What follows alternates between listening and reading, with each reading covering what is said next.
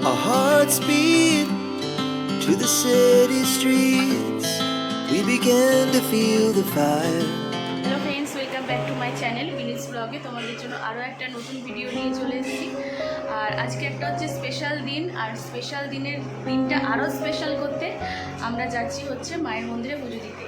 আর আজকে যেহেতু আমাদের অ্যানিভার্সারি 15 অ্যানিভার্সারি, সেই জন্য আমরা ঠিক করেছি যে আমি, ছেলে আর হচ্ছে ওর বাবা তিনজনে মিলে যাব হচ্ছে মায়ের মন্দিরে পুজো দিতে। তা সব কিছুই তোমাদের সাথে শেয়ার করব।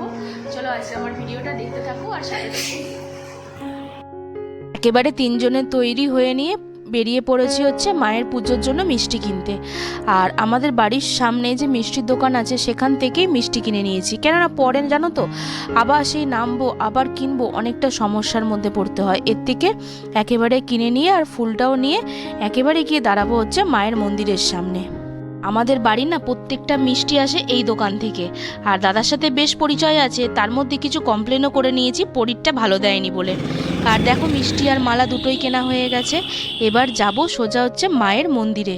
আর তার মধ্যে আমার ছেলের ইচ্ছা হয়েছে আমি একটু গাড়িটা চালাবো। দেখেছো কিভাবে গাড়ির হ্যান্ডেলটা ঘোরাচ্ছে। আর একটু ভয় ভয় করছিল, কেননা কোথায় গিয়ে জোরে পিক আপ বাড়িয়ে দেবে, আবার কোথায় গিয়ে ধাক্কা লাগিয়ে দেবে। এর থেকে বাবা সাবধানে যাওয়াটাই ভালো। তারপরে বেশ অনেকটা দূর বাড়ি থেকে মন্দির। আর কথা বলতে বলতে দেখো চলে এসেছি একদম মায়ের মন্দিরের সামনে। আমার আগের ব্লগে দেখবে আমরা কালী পুজোর দুদিন পর আমরা পুজো দিতে এসেছিলাম। আর তারপর থেকে না আর পুজো দেওয়া হয়নি।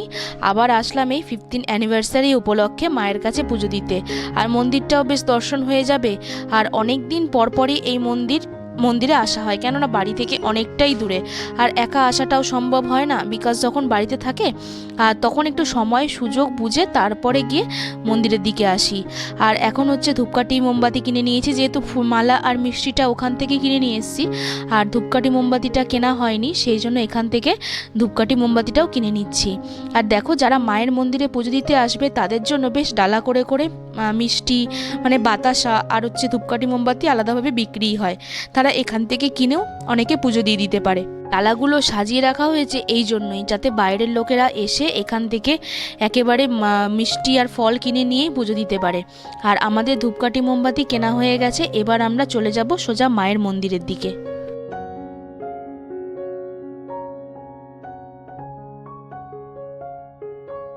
মন্দিরে পৌঁছে দেখি মায়ের ভোগারতির জন্য বেশ ভোগারতি শুরুও হয়ে গেছে।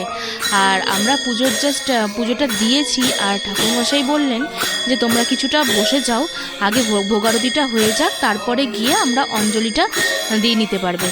আর সেই জন্য ভাবছি যাক ভালোই হয়েছে, কোনোদিন তো মায়ের ভোগারতি দর্শন করতে পারিনি, সেই জন্য এইবার একটু মায়ের ভোগারতিটা দর্শন করে নেব। আর সেই জন্য আমরা একটু বসে বসে মায়ের ভোগারতিটাও দেখলাম।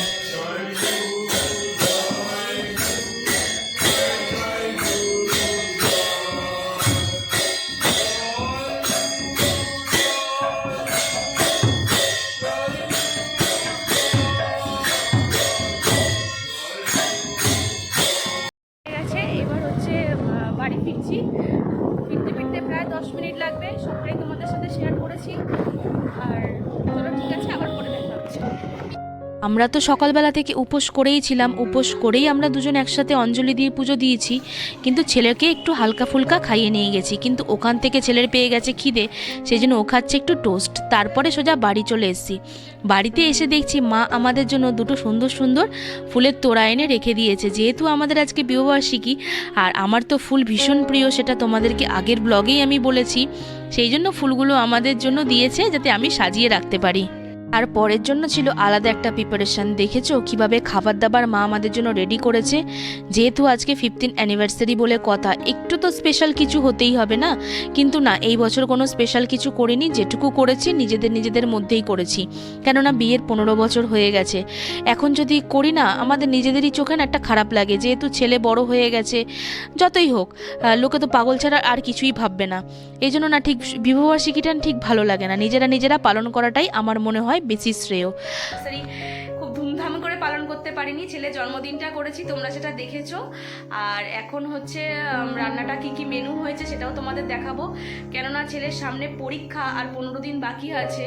এবার এখন যদি আমি আবার আনন্দ করতে আবার বেরিয়ে যাই, সবাইকে ডাকি, তাতে ছেলের পড়ার অনেকটা ক্ষতি হবে। এই জন্য সেই ভাবনা চিন্তা করেই আর ওই দিকে আর এগোতে পারিনি। চলো আজকের মেনুটা কি কি হয়েছে সেটা অবশ্যই তোমাদের সাথে শেয়ার করব, আর তারপরে মেনু দেখিয়ে হয়তো আমি ব্লগটা শেষ করব। তো আজকের মতো ভিডিও আমি এখানেই শেষ করলাম। ভিডিও যদি ভালো লেগে থাকে চ্যানেলটা অবশ্যই সাবস্ক্রাইব করে দেবে, আর ভিডিওটা কিন্তু লাইক কমেন্ট করতে কিন্তু ভুলবে না। চলো আজকের মতো টাটা। এবারে চলে এসেছি রাত্রিরের ডিনারে। আজকে রাত্রিরের ডিনারে ছিল হচ্ছে বিরিয়ানি আর হচ্ছে মাটন কষা। আর যেহেতু আমাদের কোনো কিছু অনুষ্ঠান স্পেশাল দিন বিরিয়ানিটা যেহেতু সবাই পছন্দ করে, সেই জন্য একটু এদিক ওদিক হলেই বিরিয়ানি, কিছু হলেই বিরিয়ানি, মানে ভালো কিছু আনন্দ হলেই বিরিয়ানি, মানে বিরিয়ানি ছাড়া যেন আমাদের বাড়িতে কোনো কিছুই সম্পূর্ণ হয় না। সেই জন্য আর অনুষ্ঠানে বিরিয়ানি থাকবে না স্পেশাল দিনে, সেটা কখনো হতেই পারে না। সেই জন্য বিরিয়ানি আর হচ্ছে মাটন কষা। আর মাটন কষাটা কেমনভাবে বানানো হয়েছে দেখো তো, দারুণ কালার হয়েছে আর দারুণ টেস্টও হয়েছে। Our hearts beat to the city streets. We began to feel the fire.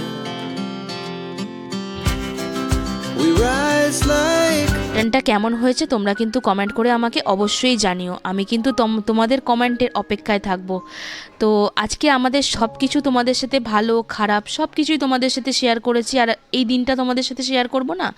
আর দেখো ছেলে খাচ্ছে হচ্ছে আমার 15 বছরের আগে যে বিয়ের দিনটার ক্যাসেটটা ছিল সেই ক্যাসেট চালিয়ে। ওর বায়না হচ্ছে মা আমি আজকে ডিনারটা করব একদম তোমাদের বিয়ে দেখে।